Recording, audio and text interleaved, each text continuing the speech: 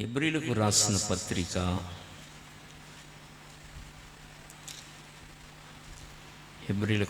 పత్రిక 12వ అధ్యాయము 14 నుంచి 17వ వచనం వరకు మార్చి చదువుకుందాం. వచనాలు మార్చి చదువుకుందాం. అందరితో సమాధానమును పరిశుద్ధతయు కలిగి ఉండుటకు ప్రయత్నించుడి. పరిశుద్ధత లేకుండా ఎవడును ప్రభువును చూడడు.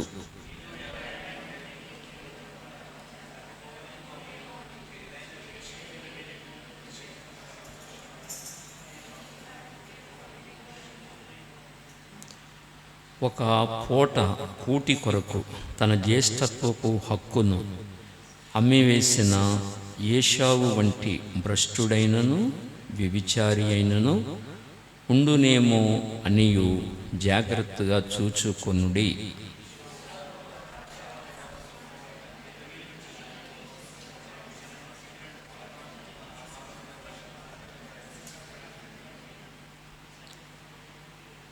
మంచిది. ఈ వాక్య భాగాలు మన వినికుల్లో దేవుడు ఆశీర్వదించినట్లు చిన్న ప్రార్థన చేసుకుందాం.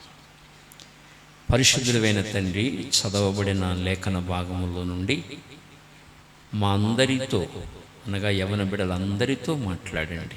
యవన బిడ్డలే కాదు, ఈ కార్యక్రమాన్ని చూస్తున్న ప్రతి వారితో, తర్వాత ఈ కార్యక్రమాన్ని అప్లోడ్ చేసినప్పుడు ఎవరైతే చూస్తున్నారో వారందరితో మాట్లాడమని నీ పాద సన్నిధిలో ప్రార్థిస్తూ, కూడి వచ్చిన యవన బిడ్డలందరినీ మీరు ఆశీర్వదించండి. యవన బిడ్డలను మీరు దీవించి ఉజ్వల భవిష్యత్తులు ఇచ్చి, యవన బిడ్డలను మీరు ఆశీర్వదించి దీర్ఘాయుష్మంతులుగా దీవించి నీ మహిమ కొరకు జీవించినట్లుగా మీరు హృదయాలు లోతుగా తెరచి నాయన సమయాన్ని సద్వినియోగం చేసుకుంటూ నీలో నడవగలిగే శక్తి నీ బిడ్డలకు దయచేయమని ప్రార్థిస్తూ, ఈ సమయంలో యవన బిడ్డలందరినీ నీ హస్తాలకు అప్పగించుకుంటూ మీ దాసునిగా నన్ను కూడా కొంత సమయం బలపరిచి వాడుకోమని ప్రార్థిస్తూ, మరి ముఖ్యంగా రాజకుమారి తల్లిగారు పాపం గారిని జ్ఞాపకం చేసుకోండి. వారు కువైట్లో ఉన్నారు. మరి కాలుకి ఇస్త్రీ పెట్టు తగిలి గాయమైందని చెప్పారు కనుక వారి యొక్క స్వస్థత కొరకు ప్రార్థిస్తున్నాం. అలాగే షుగర్ కూడా కంట్రోల్లో ఉండి వారు మంచి ఆరోగ్యాన్ని కలిగి ఉండేలాగున చాలినంత కృప వారి మీద ఉంచండి. తగిన స్వస్థత, క్షేమము, ఆరోగ్యము తల్లి పాపయ్య గారికి దయచేయమని ప్రార్థిస్తూ, కూడి వచ్చిన యవనస్తులందరినీ మీ చేతులకు అప్పగించుకుంటూ యేసు నామమున అడిగి వేడుకుంటున్నాము తండ్రి. ఆమేన్, ఆమేన్. ఈ చదవబడిన ఈ భాగాల్లో కొన్ని హెచ్చరికలు దేవుడు మనకిచ్చాడు. కొన్ని హెచ్చరికలు. ఆ హెచ్చరికల్లో మొదటి హెచ్చరిక ఏమిటంటే, అందరితో సమాధానమును పరిశుద్ధతయు కలిగి ఉండుటకు ప్రయత్నించుడి. చెప్పండి, అందరితో ఏం కలిగి ఉండాలి? మనం ఏం కలిగి ఉండాలి? యవనస్తులైన మీరు అందరితో సమాధానము కలిగి ఉండాలి. ఎక్కడ విరోధ భావాలు, భేదాలు లేకుండా అందరితో మంచి స్నేహభావం కలిగి, ప్రేమను చూపుతూ అందరితో స్నేహభావం కలిగి జీవించాలి. మన పెద్దోళ్ళు వాళ్ళు సరిగా వాక్యం తెలియక, వాక్యం అందక, ఆ ప్రాచీన స్వభావం కలిగి వాళ్ళు ఈ రకమైన ఆలోచన కలిగి జీవించవచ్చేమో, కానీ యవనస్తులైన మీరు ఆ మైండ్ మీరు కలిగి ఉండకూడదు. యవన ప్రాయంలోనే దేవుడు మిమ్మల్ని రక్షించుకున్నాడు కనుక, చిన్న వయసులో నుంచే ప్రభువులో నడుస్తున్నారు కనుక, ఈ భేదాలు లేకుండా చక్కగా జీవించాలి. మీ యవన జీవితాలు చక్కగా దేవునికి ఇష్టతరంగా ఉండాలి. ఆ పెద్దోళ్ళు ఏదో వచ్చారని అలా మీరు రాకూడదు. అది సరైన విధానం కాదు. ఉం? అందరితో ఏం కలిగి ఉండాలి? సమాధానం కలిగి ఉండాలి. అందరితో సమాధానము కలిగి ఉండటమే పరిశుద్ధత. చెప్పండి, సమాధానం కలిగి ఉండటమే పరిశుద్ధత. పరిశుద్ధత లేకుండా ఎవరు ప్రభువుని చూడరేది. అందరితో సమాధానము కలిగి ఉండాలి. యేసు ప్రభువుకి 2 రాజులు తీర్పు తీర్చారు. ఎవరు వాళ్ళు? 1 పిలాతు, 2 హేరోదు. వీళ్ళిద్దరూ బద్ధ శత్రువులు, ఇద్దరు కూడా శత్రువులు వీళ్ళు. లూకాసు వార్త 23వ అధ్యాయము 23వ అధ్యాయములో ఈ మాట మనకు కనబడుతుంది.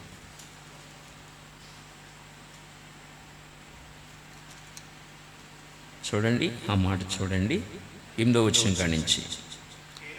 హేరోదు యేసును చూచి మిక్కిలి సంతోషించెను. ఆయనను గూర్చి చాలా సంగతులు విన్నందున ఆయన ఏదైనాను ఒక సూచక క్రియ చేయగా చూడ నిరీక్షించి బహుకాలము నుండి ఆయనను చూడగోరెను. ఆయన చూచినప్పుడు చాలా ప్రశ్నలు వేసినను ఆయన అతనికి ఉత్తరం ఏమీయూ ఇయ్యలేదు. శాస్త్రము నిలువబడి ఆయన మీద తీక్షణముగా నేరము మోపిరి. హేరోదు తన సైనికులతో కలిసి ఆయనను తృణీకరించి అపహసించి ఆయనకు ప్రశస్తమైన వస్త్రము తొడిగించి పిలాతు నద్దకు మరలా పంపెను. అంతకు ముందు హేరోదును పిలాతును ఒకనికొకడు శత్రువులై ఉండి ఆ దినముననే ఒకరినొకడు మిత్రులైరి. అంతకుముందు ఎవరిద్దరు వాళ్ళు? శత్రువులు. ఇప్పుడు ఇద్దరు కలిపి ప్రభువు తీర్పు తీర్చి ఏమైపోయారు? ఇద్దరు మిత్రులైపోయారు. అంటే ప్రభు వాళ్ళిద్దరిని సమాధానపరిచి వెళ్ళిపోయారు. ఇలా ఉండాలి మన తత్వం. మనం కిరికిర్లు పెట్టి ఎడగొట్టేవాళ్ళంగా కాకుండా కలిపేవారంగా ఉండాలి. అందుకే కొండ మీద ప్రసంగంలో యేసు ప్రభు చెప్పిన మాట గుర్తుందా మీకు? సమాధానపరచువారు ధన్యులు, వారు దేవుని కుమారులు అనబడుదురు. ఎప్పుడు మనం సమాధానపరచాలి. సైతాన్ చేసే పని ఏంటంటే విడగొట్టడం, దేవుడు చేసే పని కలపటం. దేవుని పిల్లలమైన మనం ఎలా ఉండాలి? కలిపే వారంగా ఉండాలి. అందుకే యేసు ప్రభు వారు మనల్ని ఏమన్నారంటే, మీరు లోకానికి ఉప్పై ఉన్నారన్నాడు. అని ఇంకొక మాట ఏమన్నా, మీరు ఉప్పు సారము కలిగి ఉండాలన్నాడు. ఉప్పు సారము. ఏ సారం? మార్క్స్ వార్త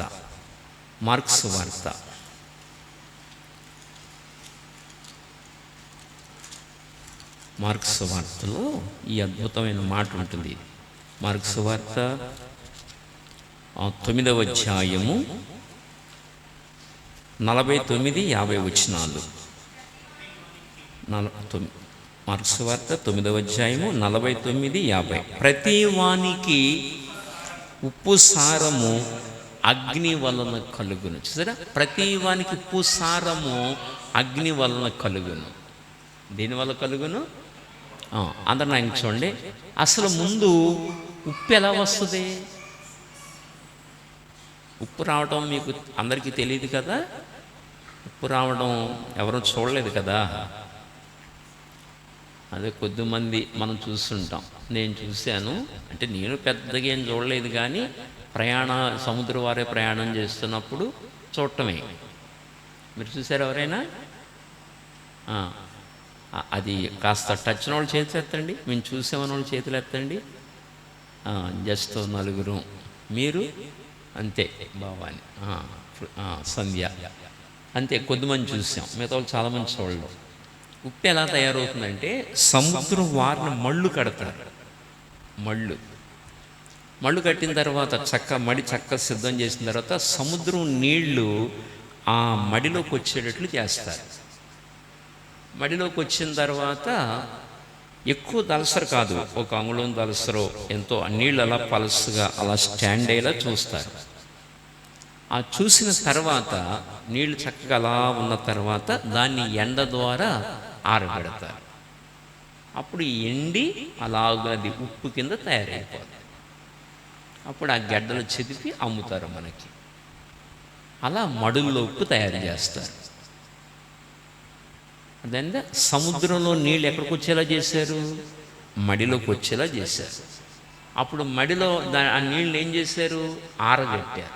సూర్యుని వేడి ద్వారా ఆరగట్టారు. అప్పుడు అందులో పచ్చిపోయి చక్కగా ఎండి ఉప్పు గడ్డల కింద తయారైంది. దాన్ని చక్కగా అమ్ముతారు. ఉప్పు లేనిదే ఏ కూరైనా రుచిగా ఉంటుందా? సాంబార్ కాసామనుకోండి, సాంబార్లో ఏమేమి వేస్తాం? అన్ని దినుసులు వేస్తాం కదా. అన్ని దినుసులు చక్కగా వేసిన తర్వాత ఉప్పు వేయకుండా దింపని దాన్ని ఎలా ఉంటుంది? చప్పగా ఉంటుంది, రుచికరంగా ఉండదు. ఏ కూరైనా సరే అన్ని దినుసులు వేసి ఉప్పు వేయకపోతే అది చప్పగా ఉంటుంది. ఉప్పేస్తేనే రుచిగా ఉంటుంది. అలాగున ఆ ఉప్పుకి సారం ఎలా కలిగింది? ఒకటి, సముద్రంలోంచి నీరు మడిలోకి ప్రత్యేకించబడింది. 2, సూర్యుని వేడి ద్వారా అందులో ఉన్న పచ్చంతా తొలగి అది ఆరి గడ్ల కింద కట్టింది. ఆ విధంగా తయారైన ఉప్పు ఎలా ఉంది? సారంగా ఉంది, రుచికరంగా ఉంది. అలాగే లోకమనే సాగరములో, ఈ లోకమే ఒక సముద్రం లాంటిది. లోకమనే సాగరములో సంఘము అనే మడి, ఈ మడిలోకి ఇదిగో ఈ నీళ్లు ప్రవహించాలి. ఏ నీళ్లు? రక్షణ పొందిన వారు మనం ప్రవహించాలి. వచ్చిన తర్వాత నీతి సూర్యుని వేడిమి ద్వారా, ఎవరు నీతి సూర్యుడు? యేసు ప్రభు. నీతి సూర్యుని వేడిమి ద్వారా ఎక్కడ చూసినా పచ్చి పుండ్లు గాయాలతో ఉన్న మన జీవితాలు ఆయన వేడిమి గల ఊపిరి ద్వారా ఈ పాపమంతా ఆరి మనం ఎలా తయారు కావాలి? ఉప్పులాగా తయారు కావాలి. అలా నీకు ఉప్పు సారము కలిగించేవాడు అగ్ని. అగ్ని అనగా పరిశుద్ధాత్మ దేవుడు. ఉప్పు సారాన్ని కలిగిస్తాడు. ఉప్పు ఎలా సారముగా ఉంటుందో అలా మన జీవితాల్ని సారవంతమైన జీవితాలుగా మార్చగలిగిన వాడు ఎవరంటే పరిశుద్ధాత్మ దేవుడే. నీ ప్రతి పాపాన్ని, నీ ప్రతి బలహీనతను ఆత్మదేవుడు చూపించి నీ జీవితాన్ని సారవంతంగా మార్చగలడు. ఆ పచ్చిని అంతటిని తొలగిస్తాడు. మన బలహీనతలు మనకు చూపిస్తాడు, మన పతనాలు మనకు చూపిస్తాడు, మన నిస్సహాయ స్థితులు మనకు చూపిస్తాడు, వాటిని సరిచేసుకోమని చెప్తాడు, దిద్దుతాడు, చెప్పుతాడు, జీవితాన్ని సారవంతంగా చేస్తాడు. కనుక 49 ప్రతి వానికి ఉప్పు సారము అగ్ని వలన కలుగును. అది దేనివల్ల కలుగును? అగ్ని. అగ్ని అనగా ఎవరు? పరిశుద్ధాత్మ దేవుడు. అగ్ని చేసే పని ఏంటి? చెత్తని కాల్చటం. అగ్నికి మురికి అంటించగలమా? ఒక చోటు శుభ్రం చేయాలనుకోండి, ఆ చెత్త అంతా ఊడ్చి అగ్గిపుల్ల వేస్తే ఏమవుద్ది? తగులేటి ఆ చోటు ఏమవుద్ది? శుభ్రం అవుద్ది. అలా మళ్ళా ఉన్న చెత్తని కాల్చగలిగిన వాడు ఆత్మదేవుడే. చెడ్డ గుణాలు, చెడు గుణాలు ఇవన్నీ ఎవరు తీసేస్తారంటే ఆత్మదేవుడే తీసేస్తాడు. అంచేత అలా తీసి జీవితాల్ని సారవంతంగా చేస్తాడు. యవనస్తులైన మీరు మీ జీవితాలు సారవంతంగా ఉండాలి. ఆణ్ణి కొట్టేను ఈయన కొట్టేను అది సారం కాదు, సారవంతంగా ఉండాలి. ఆణ్ణి తిట్టడం ఈయన్ని తిట్టడం, ఆడి మీద కోపం ఈడి మీద కోపం, ఇది మంచి విధానం కాదు. సారవంతంగా ఉండాలి. యవనస్తులైన మీ జీవితాలు దేవుని మార్గాల్లో నడవాలి, సారవంతంగా ఉండాలి. కనుక ప్రతి వానికి ఉప్పు సారము, ప్రతి వానికి ఉప్పు సారము అగ్ని వలన కలుగును. పరిశుద్ధాత్మ దేవుడు చెక్కుతాడు మనల్ని. వింటున్నారా? యవనస్తులని మీకు దెబ్బలాటలు ఉన్నాయా? గొడవలు ఉన్నాయా? ఉన్నాయా? భేదాలు ఉన్నాయా? అవి రాకుండా పవిత్రంగా ఉండాలి మీరు. అర్థమైందా? పవిత్రంగా మీ జీవితాలు గడపాలి. ప్రతి వానికి ఉప్పు సారము అగ్ని వలన కలుగును అని చెబుతూ 50వ వచనం, ఉప్పు మంచిదే గాని ఉప్పు నిస్సారమైన ఎడల దేని వలన మీరు దానికి సారము కలుగు చేతురు అని అప్పుడు అన్నాడు. మీలో మీరు ఉప్పు సారము గలవారై ఉండి ఒకరితో ఒకరు సమాధానముగా ఉండుడని చెప్పినది. మీలో మీరు ఉప్పు సారము కలిగి, సరే, ఉప్పు సారము కలవారై ఉండి ఒకరితో ఒకడు ఎలా ఉండాలి? సమాధానము కలిగి ఉండాలన్నాడు. ఇప్పుడు ఆయన చూడండి, ఉప్పు నన్ను కూరలో వేస్తే కలవను అంటదా? మరి ఏముంటుంది?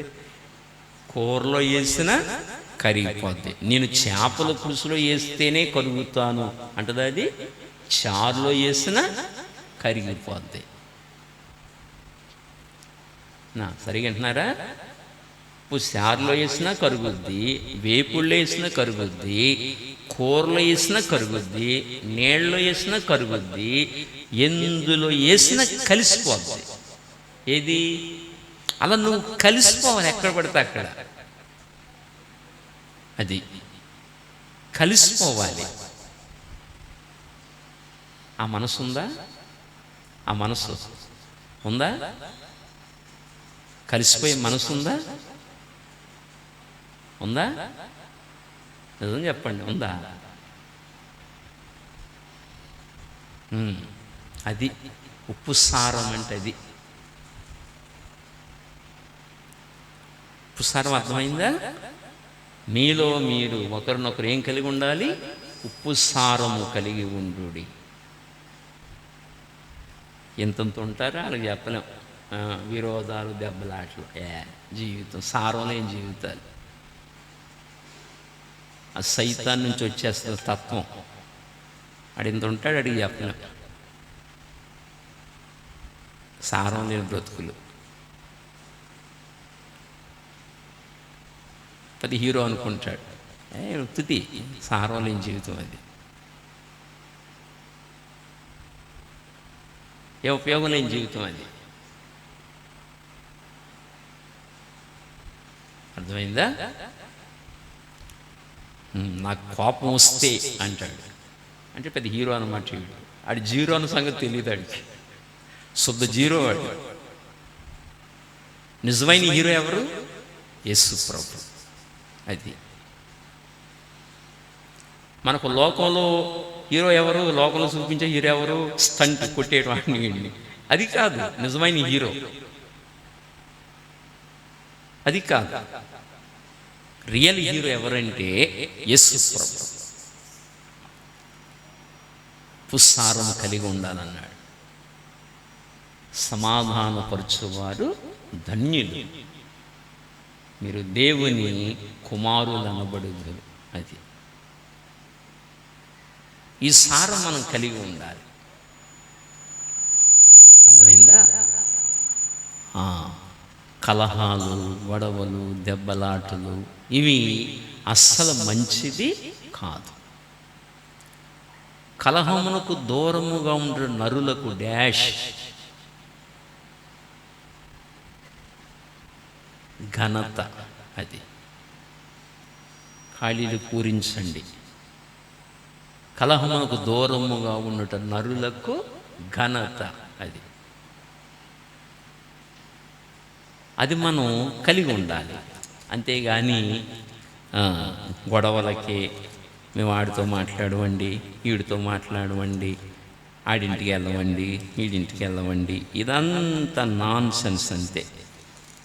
ఉప్పు సారం లేకపోవడమే.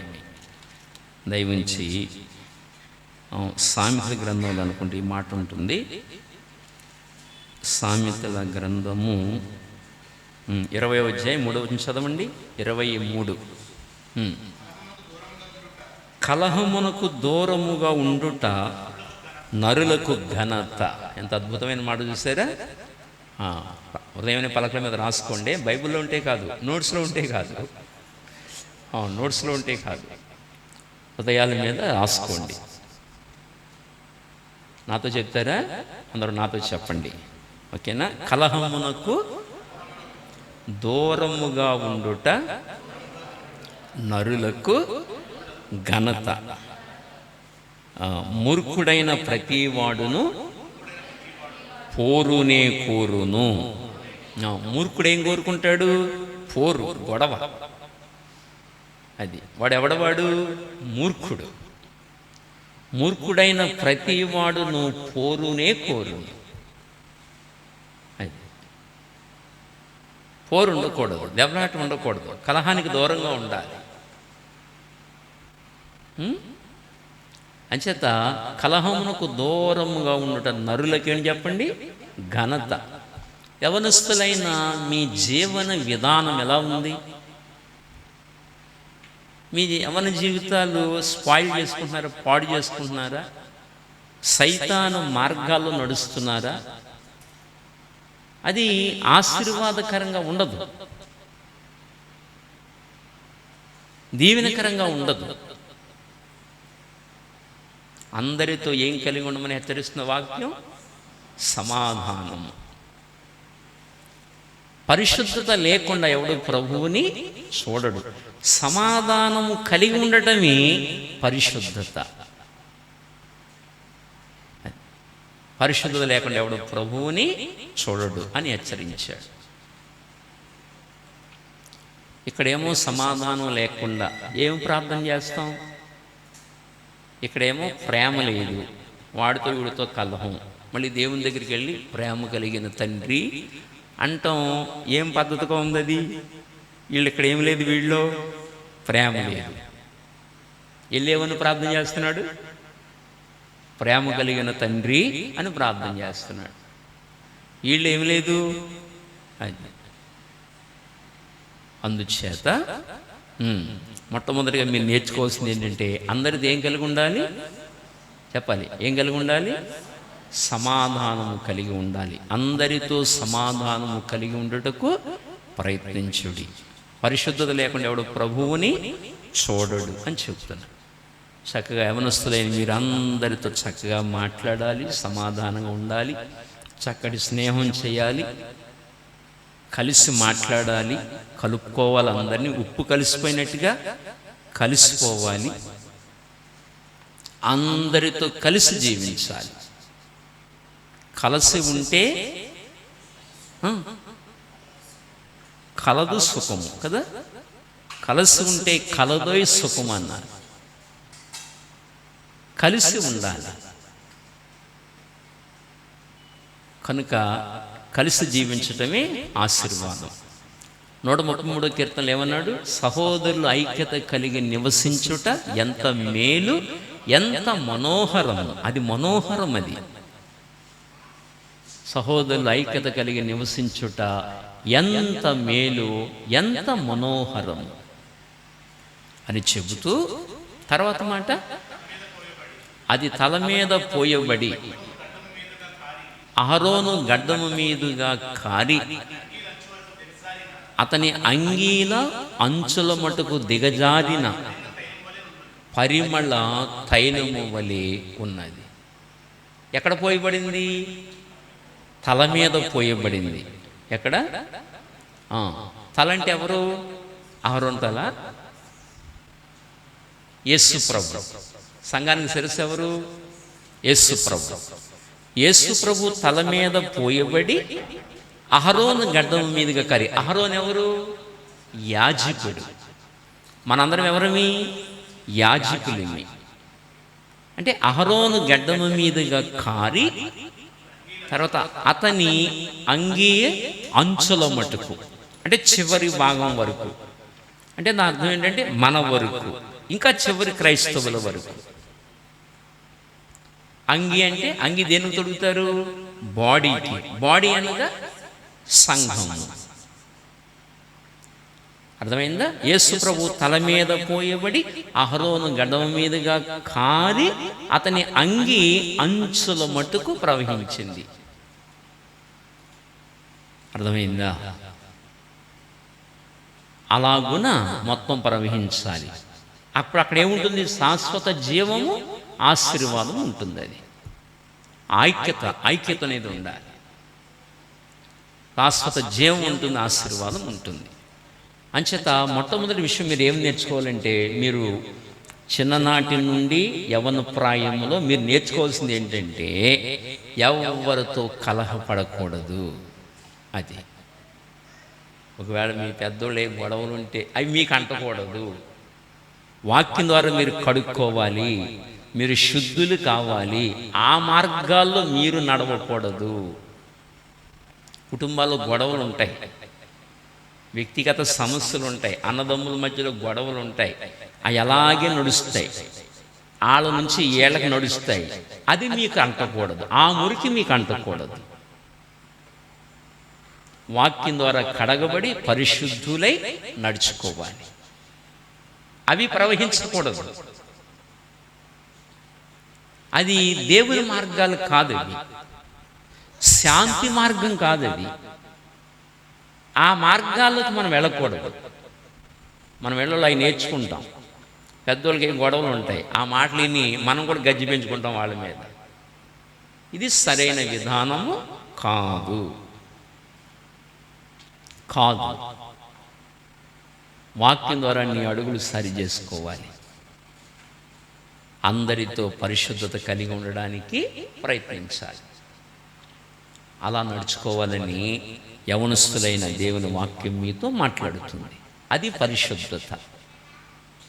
మీకు అందుకని యోసేపు పరిశుద్ధతని ప్రేమించాడు కనుకనే యోసేపు ఏం చేయబడ్డాడు? దీవించబడ్డాడు. తన ఇంటికి, ఐగుప్తు దేశానికి, పరో ఇంటికి ఆశీర్వాదకరంగా ఉన్నాడు, దీవించబడ్డాడు. పరిశుద్ధులను దేవుడు వాడుకుంటాడు. అంచేత పరిశుద్ధత కలిగి ఉండడానికి ప్రయత్నించాలి. అందరితో సమాధానం కలిగి ఉండాలి. ఓకేనా? అది మనకి ఆశీర్వాదం అని గుర్తెరగాలి. అది మొదటి విషయం. మనం చదువుకున్న లేఖనాల్లో అది మొదటి విషయం. రెండవది మనకు చూడండి, మీలో ఎవడైనను నానా దేవుని కృపను పొందకుండా తప్పిపోవునేమో అనియు. చాలు. మీలో రెండో విషయం, మీలో ఎవడైనా దేవుని కృపను పొందకుండా తప్పిపోవునేమో అని. రెండవ విషయం, యవనస్తులైన మీరు దేవుని కృపను పొందకుండా నేను తప్పిపోతానేమో అన్న భయం మీకుండాలి. ఆ భయం మీకుండాలి. దేవుని కృపను పొందకుండా తప్పిపోతానేమో అన్న భయం ఉండాలి. దేవుని కృపను పొందకుండా తప్పిపోతానేమో అన్న భయం మీకుండాలి. ఆ విషయంలో జాగ్రత్త పడాలి. మీరు దేవుని కృపను ఎలా పోగొట్టుకుంటామంటే, దేవుని పరిశుద్ధ గ్రంథంలో మనం చూస్తే దయవించి చూడండి. 2వ సమూయేలు గ్రంథము 7వ అధ్యాయము 15వ వచనము. నిన్ను స్థాపించుటకై నేను కొట్టివేసిన సౌలునకు నా కృప దూరమైనట్లు అతనికి నా కృప దూరము చేయను. ఇక్కడ సరే, నేను కొట్టివేసిన సౌలునకు నా కృప దూరమైనట్లు. అది దేవుడు సౌలుని కొట్టివేశాడు. ఇలాంటి పరిస్థితులు మన జీవితాలకి ఉండకూడదు. సౌలుని ముందు పిలిచాడు, పిలిచి రాజుగా అభిషేకించాడు. ఎవరి మీద? ఇశ్రాయేలు ప్రజల మీద రాజుగా అభిషేకించాడు. ఎంత గొప్ప భాగ్యం ఇది! ఎంత గొప్ప భాగ్యం! నాన్న వాక్యం విన్నానా? వాక్యం విను. ఎంత గొప్ప భాగ్యం ఇది! ఏమండి, పిలిచి ఇశ్రాయేలు 12 గోత్రాల మీద రాజుగా అభిషేకించాడు. ఎవరిని? విలియం. ఎవరిని? సరిగా వాక్యం వినండి. సౌలుని 12 గోత్రాల మీద రాజుగా అభిషేకించాడు. అసలు ఇశ్రాయేలు ప్రజలంటేనే టాప్. లోకంలో గొప్ప జనాంగం ఎవరంటే ఇశ్రాయేలు ప్రజలే. వాడు చాలా గొప్పవాళ్ళు. అలాంటి ప్రజల మీద రాజుగా అభిషేకించాడు సౌలుని. అది కాపాడుకోవాలి కదా, ఆ కృపను కాపాడుకోవాలి కదా. అది ఆ కృపను కాపాడుకోకుండా పాడు చేసుకున్నాడు. అతను కృప పొందకుండా పాడు చేసిన కారణాలు ఏంటో చెప్పని కొన్ని కారణాలు చెప్తాను, మీరు దాన్ని గుర్తుపెట్టుకోండి. కొన్ని కారణాలు చెప్తాను, జ్ఞాపకం పెట్టుకోండి. కృప పొందకుండా అతను పోగొట్టుకోవడానికి కొన్ని కారణాలు చెప్తాను, చూడండి.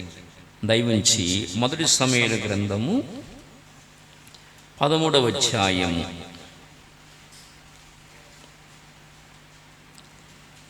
12వ వచనము. ఇంకాను యెహోవాను శాంతిపరచక మునిపే ఫిలిష్తీయులు గిల్గాలునకు వచ్చి నా మీద పడుదురనుకొని నా అంతట నేను సాహసించి దహన బలి అర్పించితనని. సాహసించి, నా అంతట నేను సాహసించి దహన బలి అర్పించితనని. దహన బలి అర్పించటం రాజు పని కాదు, అది యాజకుడు చేయాల పని. అది రాజు చేయకూడదు. రాజు చేయకూడని పని రాజు చేసాడు. అది సాహసించి, అది నా అంతట నేను సాహసించి. దేవుడు అది నీ పని కాదు, అది చేయవలసిన ఇంకొకడు సమూయేలు చేస్తాడు ఆ పని. ఆ బలి అర్పించడం పని సమూయేలు పని, అతను చేయకూడదు ఆ పని. కానీ సమూయేలు రావటం లేట్ అయిందని చెప్పి ఫిలిష్తీయులు మీదడతారేమో, జనం చెదిరిపోతున్నారని భయంతో అతను ఏం చేశాడంటే, సమూయేలు ఇంకా రాలేదని చెప్పి ఇతడు సాహసించి బలి అర్పించేశాడు. అది చాలా వివేకపు పని. అది ఏ పని చేయాలో, దేవుడు ఏ పని అప్పగించాడో అదే చేయాలి మనం. తనకు అప్పగించిన పని చేశాడు. అది అందుకే అన్నాడు సాహసించి. అది అప్పుడు దేవుడి కోపం వచ్చిందన్నమాట. అలా కృపను పోగొట్టుకుంటూ వచ్చాడు. అలాగ సరే, అక్కడ నా అంతట నేను దహన బలి అర్పించితనెను. అందుకు సమూయేలు ఇట్లనెను, నీ దేవుడిని యెహోవా నీకు ఇచ్చిన ఆజ్ఞను గైకొనక నీవు అవివేకపు పని చేసితివి. నీ రాజ్యమును ఇశ్రాయేలీయుల మీద సదాకాలము స్థిరపరచుటకు యెహోవా తలచి ఉండెను. కానీ దేవుడు ఏం తలచాడు? ఇతను రాజుగా ఉండాలని తలచాడు. కానీ ఆ కృపను పోగొట్టుకున్నాడు. రాజుగా ఉండాలని తలంచాడు సౌలుని, ఆ కృపను పోగొట్టుకున్నాడు. నువ్వు సదాకాలము రాజుగా ఉండాలని తలంచను, కానీ అయితే నీ రాజ్యము నిలవదు. నీ రాజ్యము అది ఏం పోగొట్టుకున్నాడు? కృపను పోగొట్టుకున్నాడు. దేవుని కృప ఎప్పుడైతే పోగొట్టుకున్నాడు, రాజరికాన్ని పోగొట్టుకున్నాడు. అది దేవుడిచ్చిన ఆజ్ఞలు పాటించాలి, దేవుడు చెప్పిందే చేయాలి మనం. అలాగే దేవుడు చెప్పనివి చేసి దేవుని కృపను మనం పోగొట్టుకోకూడదు. అలా పోగొట్టుకున్నాడు. అదొక విషయం. ఇంకొక విషయం ఏదనగా, మీరు చూస్తే ఇంకొక విషయం దయవుంచి చూడండి. 15వ అధ్యాయం, మొదటి సమూయేలు 15వ అధ్యాయము మొదటి వచనం కాడి నుంచి. ఒకానొక దినమున సమూయేలు సౌలుని పిలిచి, యెహోవా ఇశ్రాయేలీయులకు తన జనుల మీద నిన్ను రాజుగా అభిషేకించుటకే నన్ను పంపెను. యెహోవా మాట వినుము. సైన్యములకు అధిపతి యెహోవా సెలవిచ్చినది ఏమనగా, అమాలేకీయులు ఇశ్రాయేలుకు చేసినది నాకు జ్ఞాపకమే. సరే, అమాలేకీయులు ఇశ్రాయేలుకు చేసినది నాకు జ్ఞాపకమే. ఏం చేశారు అమాలేకీయులు? ఏం చేశారంటే, దయవుంచి ద్వితీయోపదేశకాండము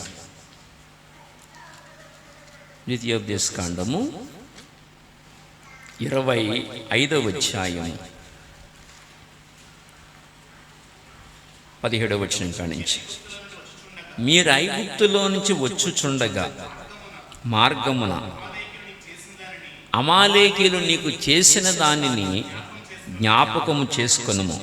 అతడు దేవునికి భయపడక మార్గమున నీకెదురుగా వచ్చి నీవు ప్రయాసపడి అలసి ఉన్నప్పుడు నీ వారిలో నీ వెనుకనున్న బలహీనందరినీ హతము చేసెను. అది అమాలేకీయులు దేవుని ప్రజలని, ఇశ్రాయేలు ప్రజలని ప్రయాణం చేస్తున్నప్పుడు, ప్రయాణాన్ని బట్టి అలసిపోయినప్పుడు ఏం చేశారు? అలసిపోయి బలహీనులు వెనక పడిపోతే అప్పుడు ఏం చేశారు? అమాలేకీయులు వచ్చి ఆ బలహీనుల్ని చంపేశారు వీళ్ళు. అది దేవుడు జ్ఞాపకం పెట్టుకున్నాడు. దేవుని ప్రజలని భయపడలేదు, దేవునికి భయపడలేదు. వాళ్ళు ఐగుప్తు నుంచి విడుదల పొంది కనానికి ప్రయాణం చేస్తున్నప్పుడు పాపం ప్రయాణంలో వాళ్ళు అలసిపోయారు. బలహీనలు ఏమయ్యారంటే వెనక పడిపోయారు. వెనక పడిపోతే దాన్ని వాళ్ళ ఆసరాగా తీసుకుని అమాలేకీయులు వచ్చి దేవునికి భయపడకుండా, వీళ్ళు దేవుని ప్రజలు, వీళ్ళు మనం ఏమీ చేయకూడదు అన్న మనస్సు లేకుండా ఏం చేశారు? వాళ్ళు చంపేశారు. అది దేవుడు గుర్తుపెట్టుకున్నాడు. ఓహో, దేవుడు గుర్తుపెట్టుకుని బాగా వినాలి. గుర్తుపెట్టుకుని ఎప్పుడు చంపేశారు వీళ్ళు అమాలేకీయులు? ప్రయాణంలో ఉండగా. ఎప్పుడు? ప్రయాణంలో ఉండగా. ఇప్పుడు ప్రయాణం చేసి వీళ్ళు కనాను దేశంలో నాటబడిన తర్వాత కొంతకాలం న్యాయాధిపతులు నియమించాడు. న్యాయాధిపతులు అయిపోయిన తర్వాత మొట్టమొదటి రాజు ఎవరంటే సౌలు నియమించాడు. సౌలు నియమించి అప్పుడు సౌలుకి చెప్పాడు, ఇది గుర్తుపెట్టుకుని. అమాలేకులు చేసిన దాన్ని దేవుడు గుర్తుపెట్టుకుని అప్పుడు సౌలుకి చెప్పాడు. రాజుగా నియమించి సౌలుని, ఇప్పుడు అమాలేకులు నా ప్రజలకు చేసిన నాకు జ్ఞాపకం ఉన్నది, సౌలా అమాలేకులను పూర్తిగా నాశనం చెయ్యి అని చెప్పాడు. ఆ పని చేయలేదు. అది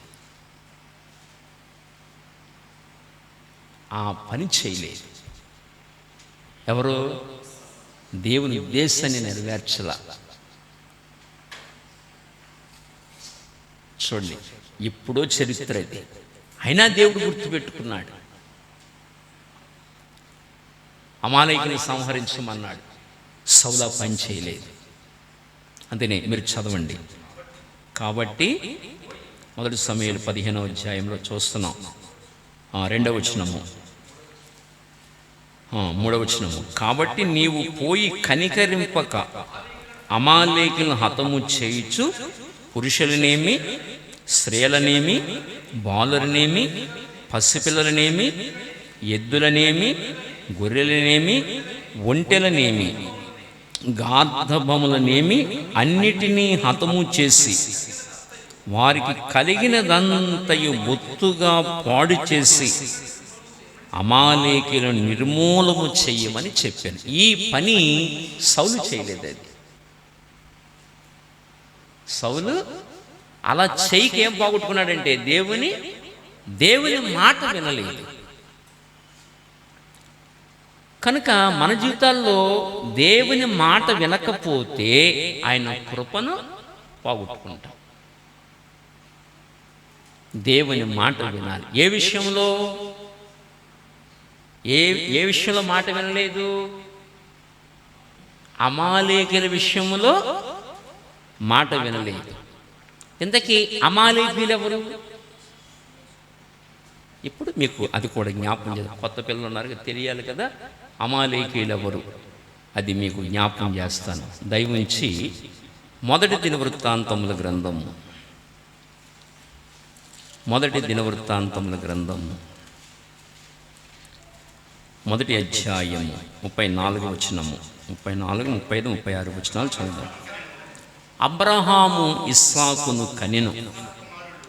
ఇస్సాకు కుమారులు ఏశావు, ఇస్రాయేలు.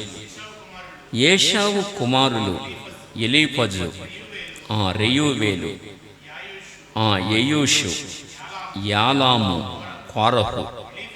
ఎలీఫజు కుమారులు తేమాను, ఓమారు, సెపో, గాతాము, కనజు, తిమ్నా, అమాలేకు. మీకు అమాలేకు దొరికాడు. ఇప్పుడు దొరికాడు అమాలేకు.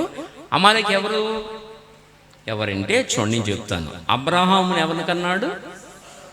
ఇస్సాకుని కన్నాడు అబ్రహాము. ఇస్సాకు ఎంతమంది కొడుకులు? 2. ఎవరు వాళ్ళు? ఏశావు, యాకోబు. ఇప్పుడు ఏశావు యాకోబు సంగతి మీకు తెలుసా? ఏశావు ఎవరు? అరణ్యవాసి. ఏ వాసి? అరణ్యవాసి. ఎప్పుడు ఎక్కడ ఉంటాడు? అడవిలోనే ఉంటాడు. అరణ్యవాసి, వేటాడేటందు నేర్పరి. అరణ్యవాసి జ్యేష్ఠత్వాన్ని తృణీకరించిన వాడు, ఎప్పుడు అడవిలో ఉంటాడు. ఎవరు? ఏశావు.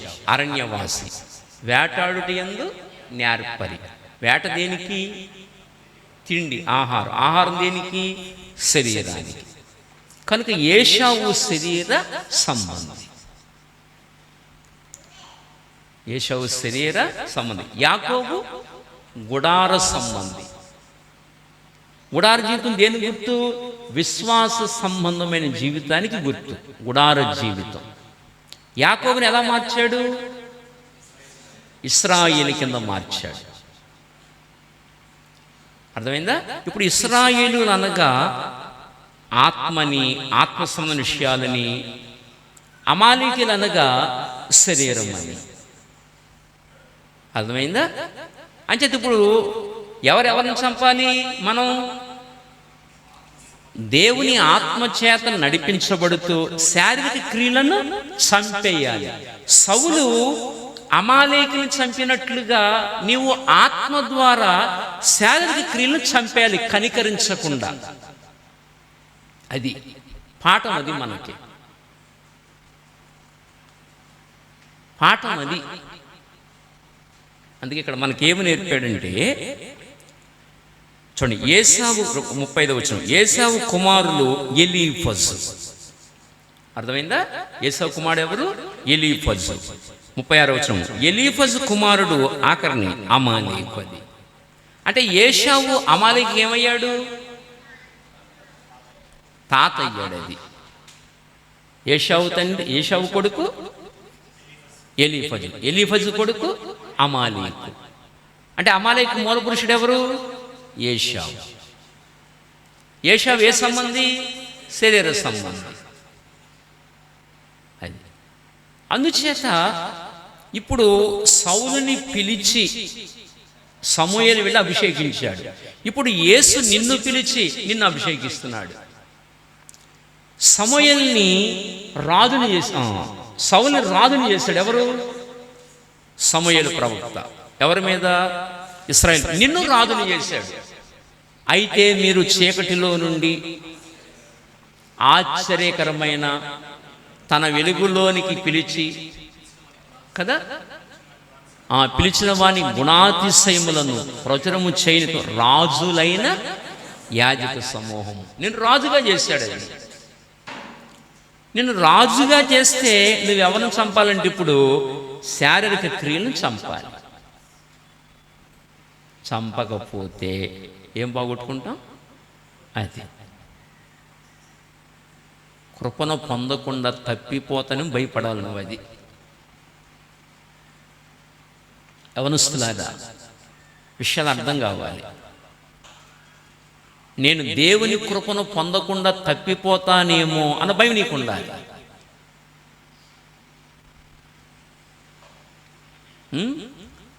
నీకు ఎక్కడైనా అభ్యంతరాలు వస్తాయి కదా, గొడవలు వస్తాయి కదా, అప్పుడు నువ్వు పెద్ద హీరో అయిపోకూడదు. నీ మైండ్లో ఒకటి ఉండాలి, ఓహో నేను ఇలా అడుగులేస్తే దేవుని కృపను, అంతేగాని నువ్వేదో శరీర సంబంధిగా వెళ్ళిపోయాను కొట్టేయడం తిట్టేయడం ఇచ్చేయకూడదు. నువ్వు శరీర సంబంధివా? నువ్వు శరీర సంబంధివా? చెప్పండి, నువ్వే సంబంధివి? ఆత్మ సంబంధివి. దేవుడు నిన్ను ఎన్నుకున్నాడు, నిన్ను కోరుకున్నాడు. దేవుడు నిన్ను పిలిచాడు, దేవుడు నిన్ను ఏర్పరచుకున్నాడు. మరి నువ్వు శరీర సంబంధిగా బ్రతకూడదు కదా. నువ్వు శరీర సంబంధిగా బ్రతకూడదు కదా. నువ్వు శరీర సంబంధిగా బ్రతికితే దేవుని కృపను పోగొట్టుకుంటావు. దేవుడు అమాలేకుల్ని కనికరించకుండా చంపేయమన్నాడు. సౌలు చేయాల్సిన పని ఏంటి? దేవుడు ఏదైతే చెప్పాడో చేయడమే, అంతే. కానీ సౌలు చేసిన పని ఏంటి? ఏముండనిచ్చాడు? కొన్ని పశువులను ఉండనిచ్చాడు, అమాలేకుల రాజును ఉండనిచ్చాడు. దేవుడి మాట విన్నాడా? వినలేదు. అలాగే నువ్వు కూడా దేవుడు చెప్పింది చేయకుండా శరీర సంబంధిగా బ్రతికితే ఏం పోగొట్టుకుంటాం? చెప్పండి. దేవుని కృపను పోగొట్టుకుంటాం. అది విషయం అర్థమవుతుందా? అంచేత నువ్వు ఎలా బ్రతకూడదు? శరీర సంబంధిగా నీ అడుగులు పడకూడదు. నీ పెద్దోళ్ళకి ఏ గొడవలు ఉంటాయి, అందులో నువ్వు విలమాలు బాగకూడదు. మా పెద్దోళ్ళు వాళ్ళతో నేను మాట్లాడను, తప్పిది. నీకు ఆ తత్వం రాకూడదు. నీకు ఆళ్ళ మాదిరి కాదు, నీకు మాదిరి ఎవరు? యేసు ప్రభు. అదే, నీకు ఆళ్ళ మాదిరి కాదు, నీకు యేసు ప్రభు మాదిరి. అర్థమవుతుందా? అంచేత అలా శారీరక క్రియలను మనం చంపాలి. శారీరక క్రియలు ఏమి లేకుండా చూసుకోవాలి. నేను ఆత్మ సంబంధిగా బ్రతుకుతున్నానా, శరీర సంబంధిగా బ్రతుకుతున్నానా అనేది చూసుకోవాలి. మీకు అర్థమవుతున్నాయి కదా విషయాలు? అంచేత మీలో ఎవడైనా దేవుని కృప పొందకుండా తప్పిపోదురేమని చూసుకోమన్నాడు, జాగ్రత్త పడమన్నాడు. అంచేత మొదటిది దేవుని ఆజ్ఞ ఉల్లంఘించాడు. దహన వ్రతను అర్పించకూడదు, అక్కడ సాహసించి అర్పించాడు. ఆశ వాక్యమేనరా, వాక్యమేన. దహన బలి అర్పించాడు సాహసించి, అదొక తప్పు. రెండవ తప్పు, అమాలేకుల్ని సంహరించమంటే సంహరించకుండా ఉండనిచ్చాడు. కొంతమందిని, కొన్ని పశువుల్ని, రాజుని ఉండనిచ్చాడు, అదొక తప్పు. ఇకపోతే ఇంకొక తప్పు కూడా జ్ఞాపకం చేస్తాను, దయవుంచి. మొదటి సమూయేలు గ్రంథమే, మొదటి సమూయేలు గ్రంథము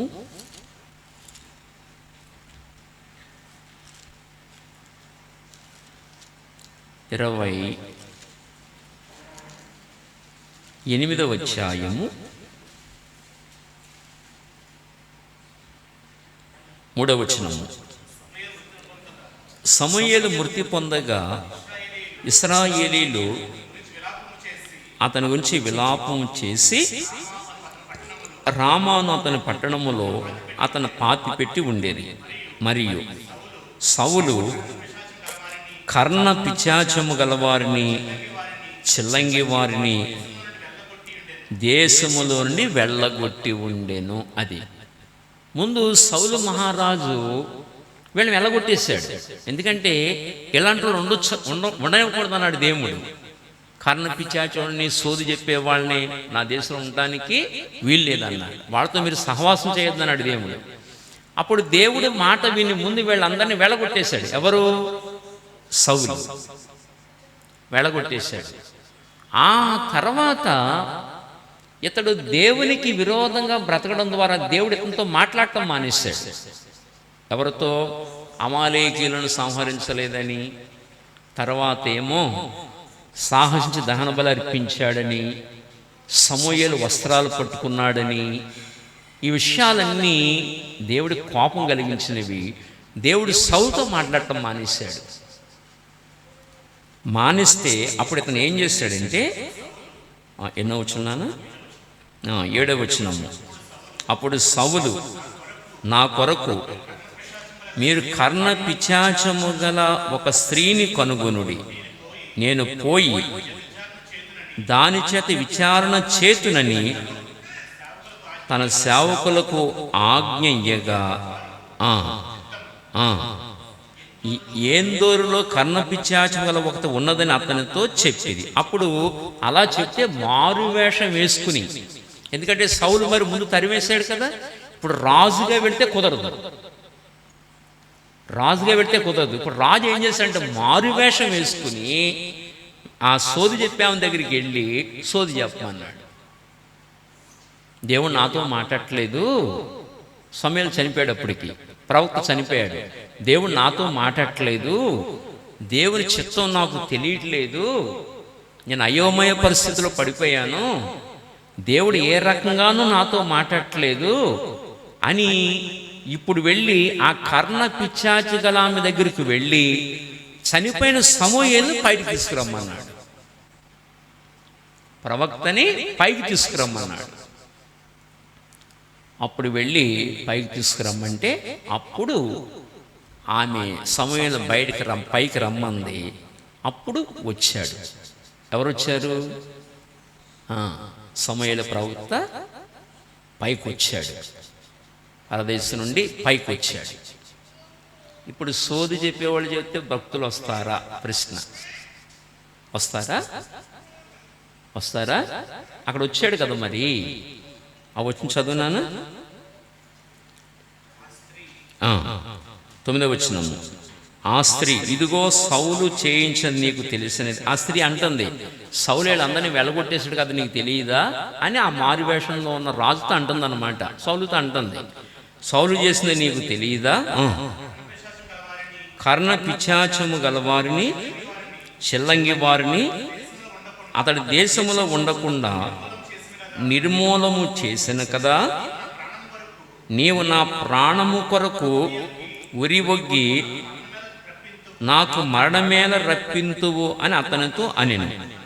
అందుకు సౌలు, యెహోవా జీవము తోడు, దీన్ని బట్టి నీకు శిక్ష ఎంత మాత్రమును రాదని యెహోవా నామమును ప్రమాణము చెయ్యగా.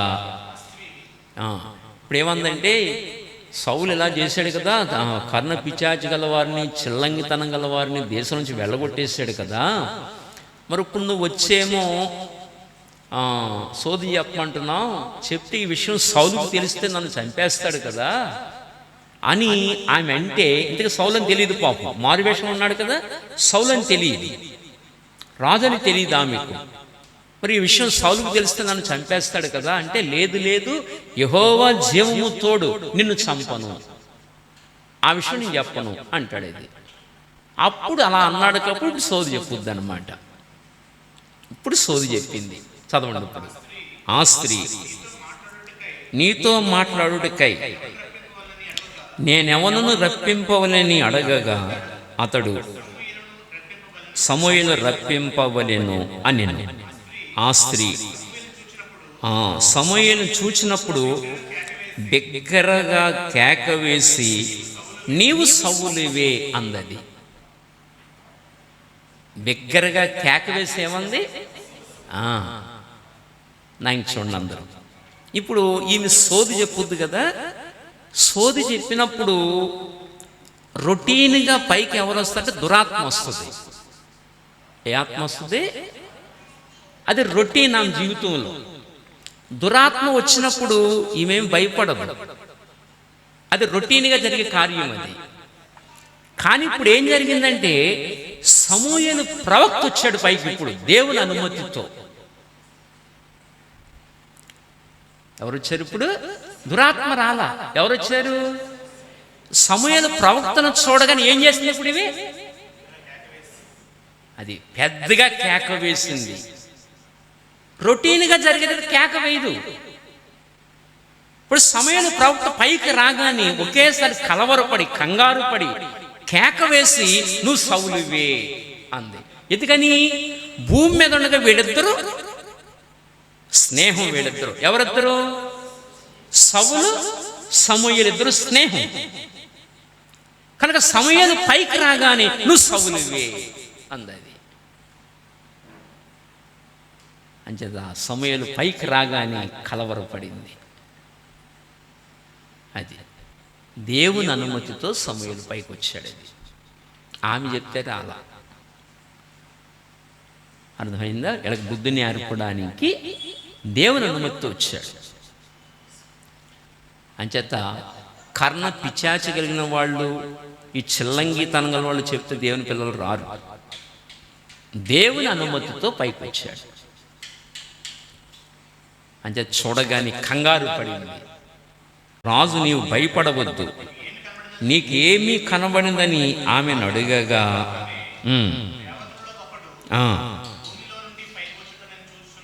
అది భయపడిపోయిందనమాట. అంటే మామూలుగా రొటీన్గా ఆమె చేసినప్పుడు దురాత్మ వస్తే భయపడదాము, అది ఆమెకు అలవాటే. కానీ ఇప్పుడు దానికి వ్యతిరేకంగా ఏం జరిగిందంటే దేవదూతలాగా ఒకడు పైకి వచ్చాడు. అది చూసి భయపడిపోయింది. అది దుప్పటి కప్పుకొని ఒక ముసలాయన దేవదూత వలె పైకి వచ్చాడు. అది చూడగానే భయపడిపోయింది.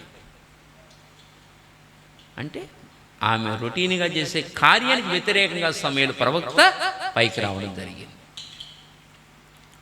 కంగారు పడిపోయాడు. అది కంగారు పడిపోయింది. ఆమె అర్థమవుతుందా?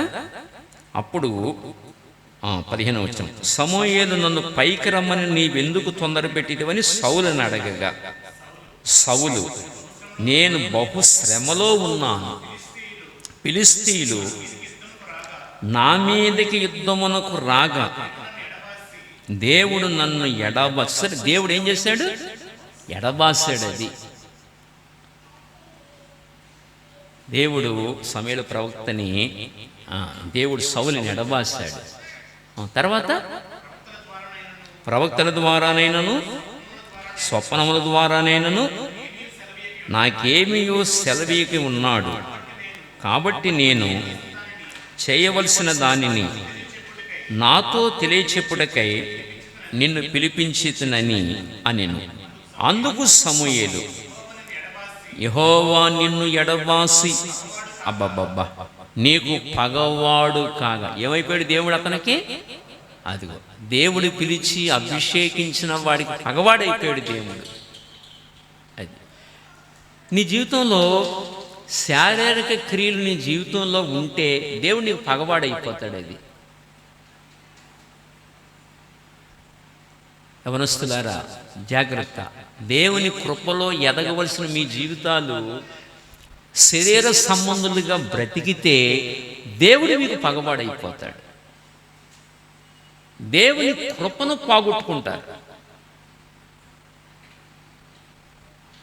అందరికీ అర్థమవుతుంది అనుకుంటున్నాను నేను. అర్థమవుతున్నాయి మాటలో?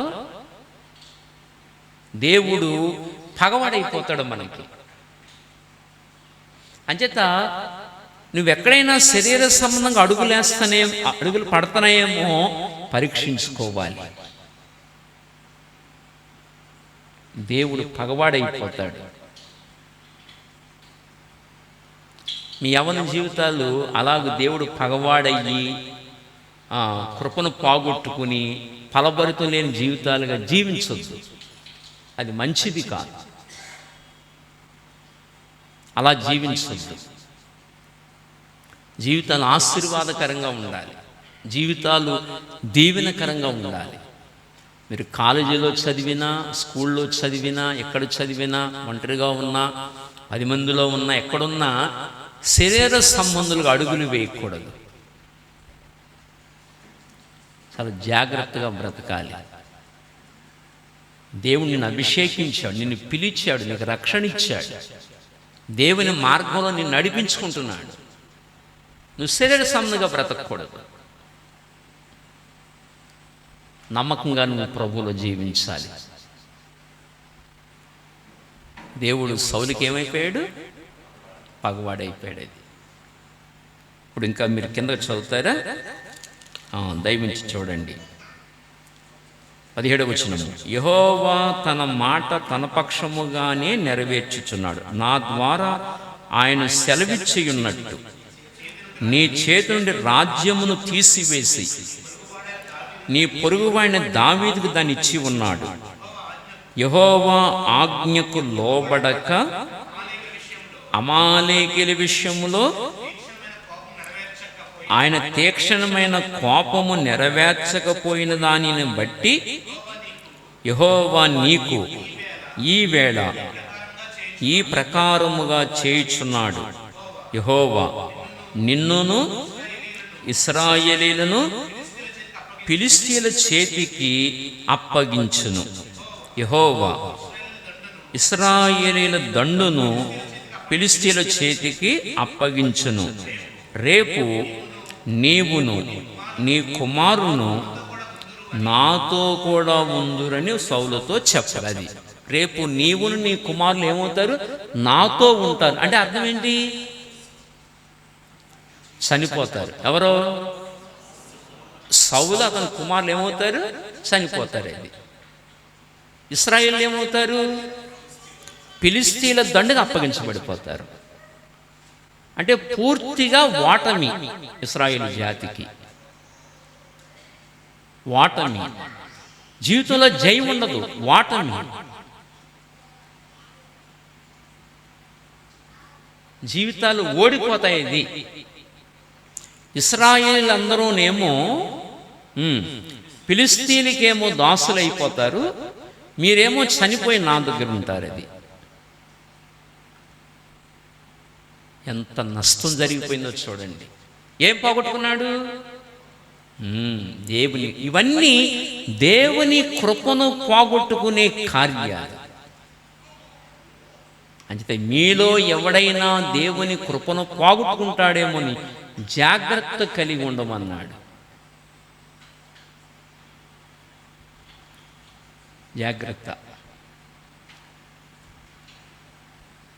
నా మాటలు బాగా అర్థమవుతున్నాయి అనుకుంటున్నాను నేను. అవనస్తులారా, హృదయం అనే పలకల మీద జాగ్రత్తగా రాసుకోవాలి. ఆయన మన రాజు, మన దేవుడు. మన మార్గాలు ఆయన చేతిలో ఉన్నాయి. దీవెన పొందాలన్నా, ఆశీర్వదించబడాలని, హెచ్చించబడాలని ఆయనకి ఇష్టంగా బ్రతకాలి. మన శరీర బలం ద్వారా, మన తెలివితేటల ద్వారా ఏమీ ఆశీర్వదించబడం. ఆయనకు అప్పగించుకోవాలి జీవితాన్ని. అప్పుడే దీవించబడతాం. అంచేత నీలో శరీర సంబంధమైన ఏ కార్యాలున్నా చంపేయాలి వాటిని. అలా దావీదు అమాలేకీయులను చంపేశాడు, సౌలు చంపలేదు, దావీదు చంపేశాడు. అలా దావీదు వలె నీవు శరీర కార్యాలను చంపేయాలి. అందుకే దావీదు రాజ్యం స్థిరపడింది, సౌలు రాజ్యం స్థిరపడలేదు. అంచేత కృపను పోగొట్టుకోకూడదు. అర్థమైందా? ఇక్కడికి ఎన్ని విషయాలైనాయి? 2 విషయాలైనాయి. 2 అవుతా? 3 విషయాలైనాయి. 2 అవుతా. మొదటిదేమో సమాధానం కలిగి ఉండమని చెప్పుకున్నాం. ఇది 2వ విషయం. ఇంకా 2 విషయాలు ఉండిపోయినాయి అక్కడ. మరి సమయం అయితే చాలదు, నేను ఆఫ్ చేయనా? మరి 9:10 అయిపోయింది. నేను ఇంకో 10 నిమిషాలు చెప్పనా? ఇంకొక విషయం చెప్తానులే. 4 విషయాలు చెప్పాలని ఆత్మచేత ప్రేరేపించబడ్డాను గదిలో. కానీ ఇప్పుడు 2 విషయాలు అయినాయి. ఇంకొక ఒక్కొక్క విషయం చెప్పి నేను ముగిస్తాను. ఒక్కొక్క 10 నిమిషాలు చెప్పి ముగిస్తాను. మూడో విషయం ఏదనగా చదవన్నాను. ఎబ్రిల్ రాసిన పత్రిక, రెఫరెన్స్ చెప్తున్నాను. ఎబ్రిల్ రాసిన పత్రిక 12:15.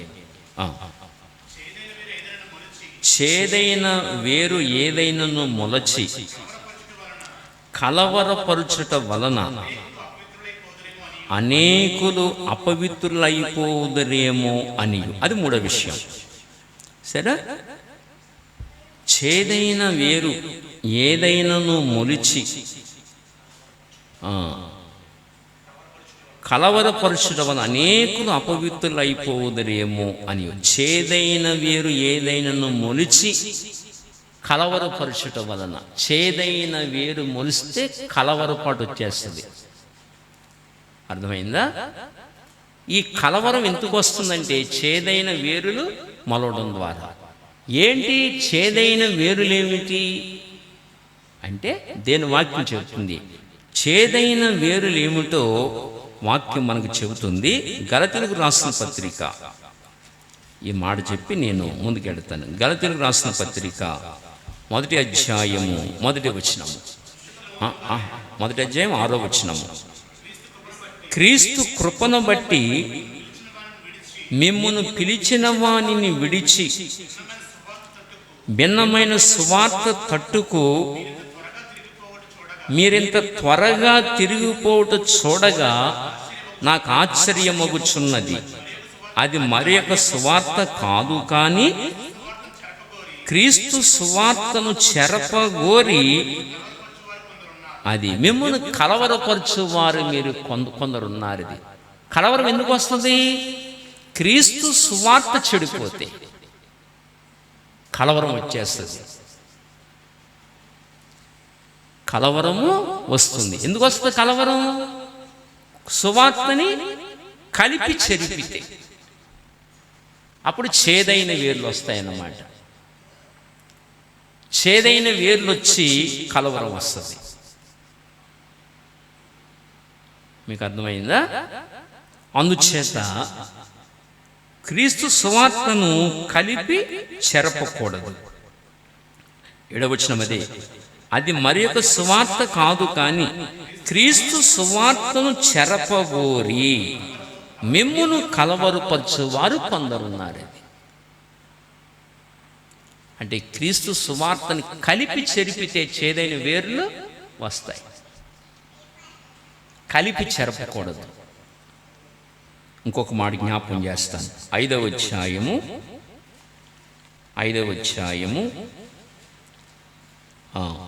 7వ వచనం కానించి, మీరు బాగుగా పరిగెత్తుచుంటిరి, సత్యమునకు విధేయులు కాకుండా మిమ్మల్ని ఎవడడ్డగించెను?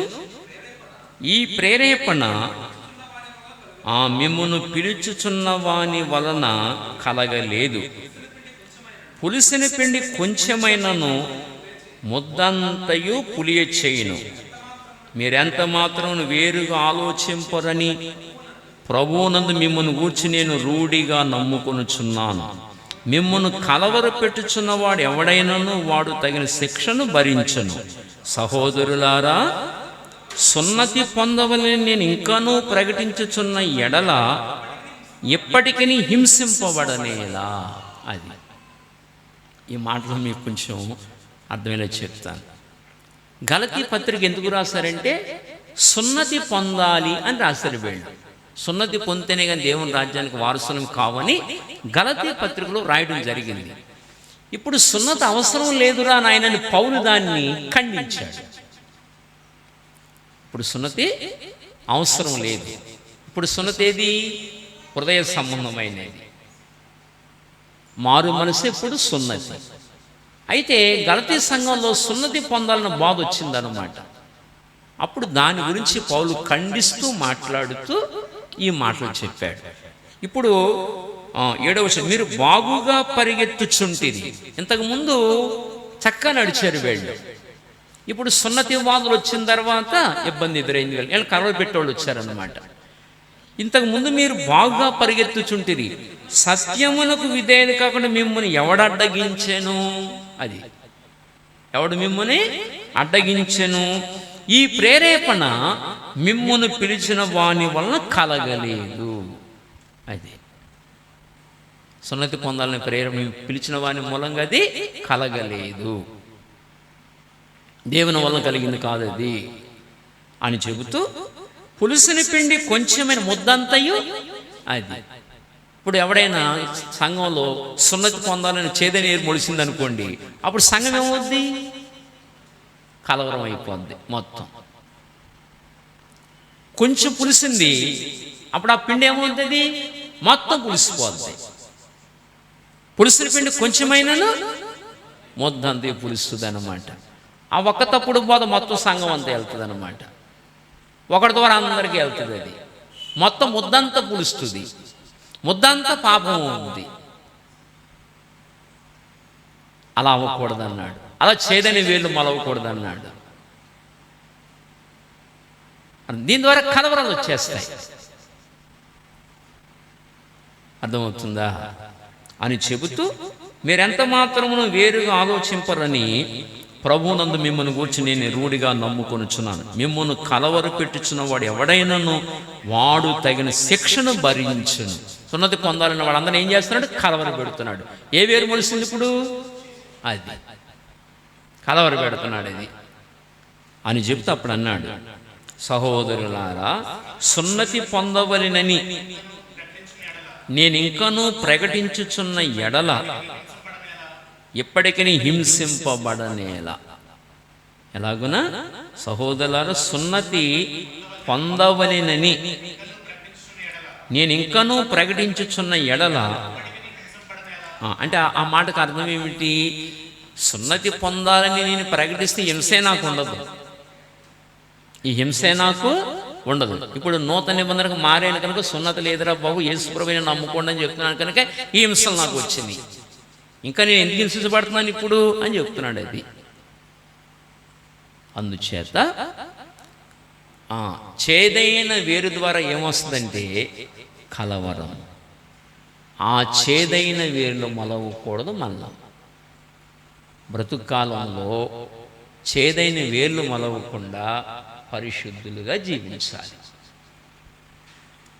అర్థమైందా? అపోస్తలిక బోధ కలిగి పవిత్రులుగా జీవించి ప్రభువుని సేవించాలి. చేదైన వేర్లు మొలవకూడదు.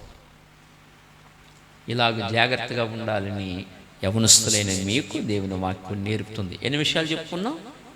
3 విషయాల వచనాల్లోంచి. మొదటి విషయం ఏంటి?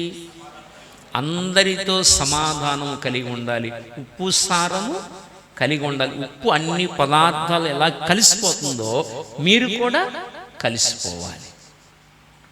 అది మీరు కూడా ఏం చేయాలి? అందరితో కలవాలి, కలిసిపోవాలి, ప్రేమగా జీవించాలి. ఎక్కడ మీరు విభేదించాలి? ఎక్కడ విభేదించాలి?